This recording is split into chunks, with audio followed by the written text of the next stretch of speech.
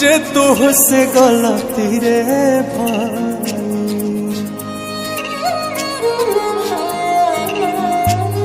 एक तो समय आ गई तुझे तुझसे गलती रे भाई। और सजनी रे तीसरे चुनरिया तो हर माइल रे। और सजनी रे तीसरे चुनरिया तो हर माइल रे।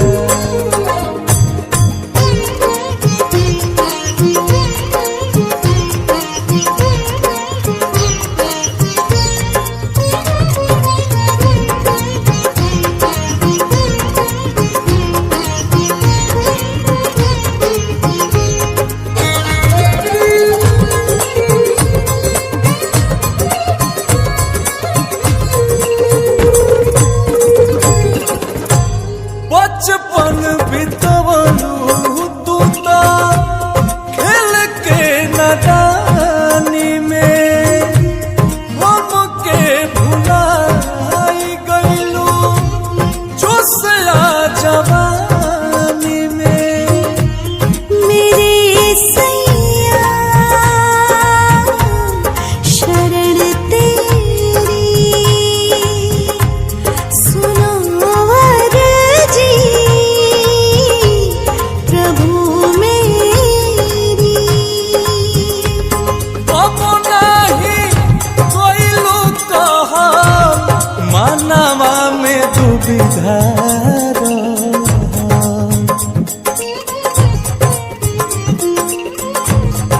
अब नहीं कोई लोग कहा मानवा में दुविधा। अरे सजनी रे काम नहीं आई गुणवा भाई लाए। अरे सजनी रे तीसरे चुनरिया तो हर माइल।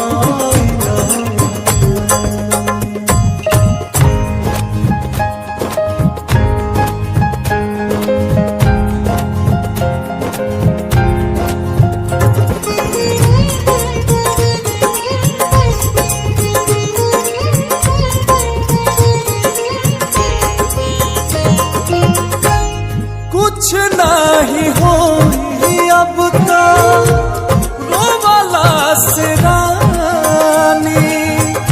बाप के गठरिया तोहार कहता कहानी। मेरे राजा